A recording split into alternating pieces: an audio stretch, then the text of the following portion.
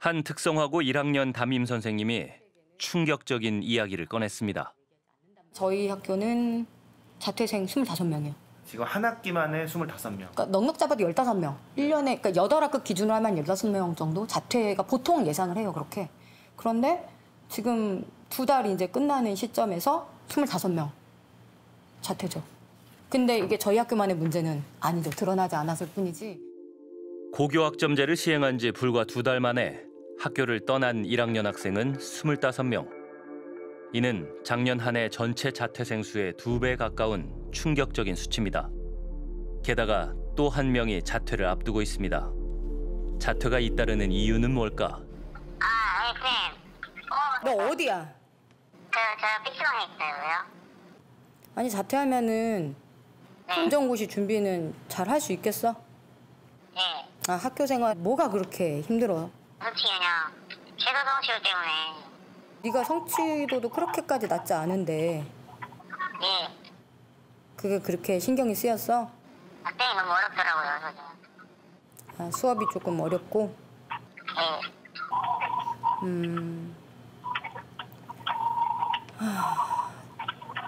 야 만약에 네가 네. 작년 제도였다면은 네. 학교 다녔을까? 저 다녔죠?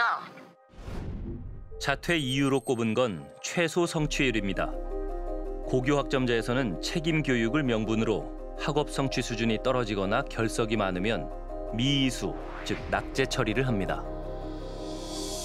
이제 이 부분에 대해서 다들 걱정들도 많으시고 학교에서도 이게 굉장히 큰 또 충격이 될 수 있잖아요. 만약에 이제 미도달이 나왔을 경우에 그 아이들에게 이제 보충 지도를 하는 게 중요한데 보충 수업을 이수하면 그 해당 과목의 학점을 인정해 주는 걸로. 교육부는 낙제 위험이 있는 학생에게 보충 지도를 통해 최소 성취 수준을 보장하겠다고 합니다. 하지만 특성화고 학생들의 현실은 그와는 동떨어져 있다는 지적입니다. 특성화고 같은 경우는 여러 가지 사정으로 인해서 학업이 부진하거나 학교 생활에 적응 어려워하는 친구들이 많이 있는 편이에요. 다문화 과정도 꽤 있습니다. 그런데 성적이 좀 저조하거나 그런 아이들은 이 여러 가지 조건들을 다 이수할 자신이 없는 거예요. 그러니까 빨리 자퇴가 이제 선택지로 올라오게 되는 상황인 거죠. 어차피 미이수되고 재수강할 과목이 많아지는데 1학년이지만 나 빨리 자퇴할래. 차라리 검정고시가 쉽겠어. 최고을 선생님 반에서 자퇴한 5명 중에 1명을 만나봤습니다. 성적이 걱정이었던 이 아이에게 미이수 경고는 낙인처럼 느껴졌다고 합니다. 그러니까 그 성적이 안 되면 방에 나와서 공부를 해야 되는데 그게 다 생활기록부에 적힌다고. 그런 얘기를 들었을 때 좀 어땠어요? 그냥 처음 들었을 때부터 애들도 무서워하고 겁먹고 그래서 그 친구들도 더 무서워하니까 저도 더 무서워져. 왜 두려운 걸까요? 잘 해내지 못했다는 것처럼. 낙인처럼 네.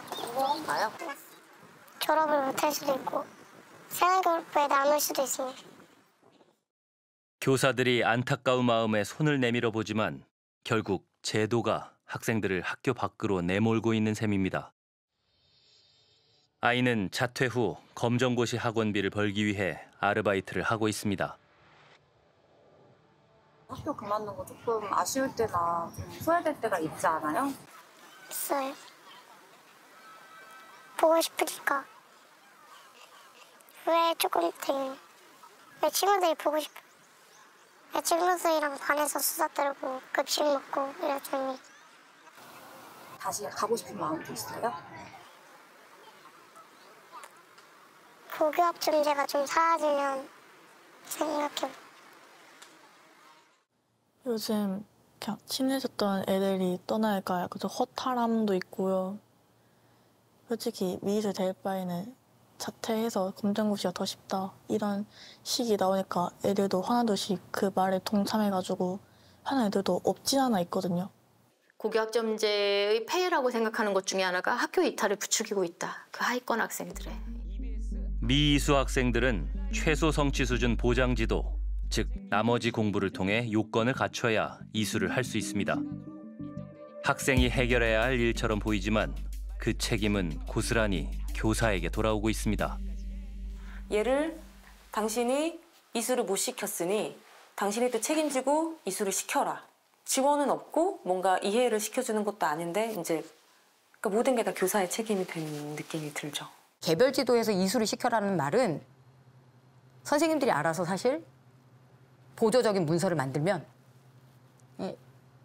이수했다고 인정해주겠다, 눈 감아주겠다 라는 것처럼 사실 교사들은 읽혀요. 좌우지간에 아무튼 이수만 시켜라. 실제로 미수는 안 된다. 그렇다고 자퇴를 하겠다는 학생에게 선생님이 이수를 시켜줄 테니 걱정 마라는 말을 할 수도 없습니다. 그냥 선생님들이 어떻게든 가짜로 해서 뭐 문서 작성해서 이수시켜주는 것 같은데? 라고 하면 사실 아이들은 제도가 있으면 뭐하나? 이런 걸 학습하게 되고 교사 입장에서는 예전 같으면 하지 않아도 됐을 업무를 원칙과는 다르게 계속 만들어야 하는 자괴감에 빠지게 되는 거죠. 이게 특성화고에서는 이런 딜레마가 굉장히 심합니다. 고교 학점제 설계에 참여한 이범 교육평론가, 미이수 제도를 어떻게 생각할까? 이 사안을 두고 논쟁이 있었습니다. 다수 의견은 고교 학점제를 고수했고요. 저는 이수 미이수 여부를 따지지 말고 단지 수강 신청권만 주자 이렇게 주장했습니다. 그래서 이름도 고교 학점제가 아니라 수강 신청제로 하자고 얘기했죠. 결국 우리나라에서는 수십 년 동안 실시하지 않던 낙제 여부를 판정하는 게 갑자기 도입되니까 여러 가지 논란이 발생을 했고요. 그에 따른 부작용들도 꽤 있는 것 같습니다.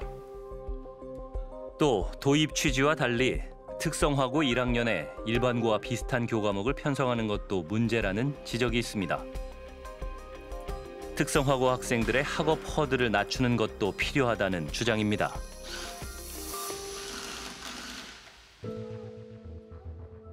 미이수 제도로 일어나는 문제는 일반 고등학교에도 똑같이 발생합니다. 그 수업마다 이수를 해야 되는 학점이 있는데 저희가 고교 학점제가 처음이기도 하고 학점을 이수를 못하면 방학 때 나와서 보충을 하거나 아니면 그냥 학년을 꿇어야 되는데 그 시스템이 너무 그냥 잔인하고 그냥 좀 그렇던 것 같아요. 이수가 자신이 없다. 그래서 그만두겠다. 라고 하는 학생들이 너무 많더라고요. 학년 요구라는 개념은 없어요. 졸업학점을 확보하지 못하면 졸업하지 못하는 부분이 있는 것이고 고등학교 3년 동안에만 학벌 학년 졸업할 수 있는 부분이기 때문에 그렇게까지 불안해할 필요가 있겠는가라는 생각은 들고 기본 수학이라든지 기본 영어라든지 이런 것들을 과목을 개설해서 운영할 수 있게끔 해놔 일단 제도적으로 완비가 안 되어 있는 것은 아닌 거예요. 교육부는 기본 영어와 기본 수학처럼 학습에 어려움을 겪는 학생들이 선택할 수 있는 과목도 마련해놨다고 말합니다. 기본 수학의 경우 기존의 공통 수학에서 어려운 내용을 덜어내 좀 더 쉽게 학습할 수 있다는 설명입니다. 그렇다면 기본 영어와 기본 수학은 얼마나 개설돼 있을까? 특목고 등을 제외한 서울 시내 고등학교 229곳을 살펴봤습니다. 그런데 단 한 곳도 개설한 학교가 없는 것으로 확인됐습니다. 기본 수학, 기본 영어라고 하는 이 과목을 개설하지 않은 이유는 공통 수학, 공통 영어를 개설해야 1등급의 수가 많이 늘어나기 때문이에요. 이거 너무 안타까운 거 아니에요? 학교의 잠재적 교육 과정은 이 아이가 학업 성취도가 떨어지는 순간 공부를 잘하는 아이들의 성적을 좋게 하기 위한 수단으로 전락할 수밖에 없는 것이 지금까지 고등학교의 교육이었어요. 상대평가 체제에서는 하위권 학생들이 기본 수학 수업을 듣게 하기보단 공통 수학의 수강 인원에 포함시켜 1등급을 받는 인원을 늘리는 쪽으로 택하게 됩니다. 공통 수학, 공통 영어를 들으면 분명히 미도다 될 확률이 되게 높단 말이에요. 그러면 걔들이 1학년 때 들어오자마자 좌절감을 느낄 수밖에 없는 상황이 되는 거죠. 알지 못하는 내용들을 1교시부터 7교시까지 선생님들이 그리고 학년이 올라가면 올라갈수록 더 어려운 과목으로 아이들을 학대하는 거예요. 저는 이건 학대라고 생각을 합니다. 모든 아이의 배움을 존중하는 것이 바로 고교 학점제의 가장 중요한 취지라고 할 수 있습니다. 답을 찾는 방법을 배웠지만 이제는 도입 취지와는 다르게 지금의 고교 학점제는 하위권 학생들을 더 소외시키고 있다는 지적입니다. 학교가 나에게 맞추다. 고교 학점제.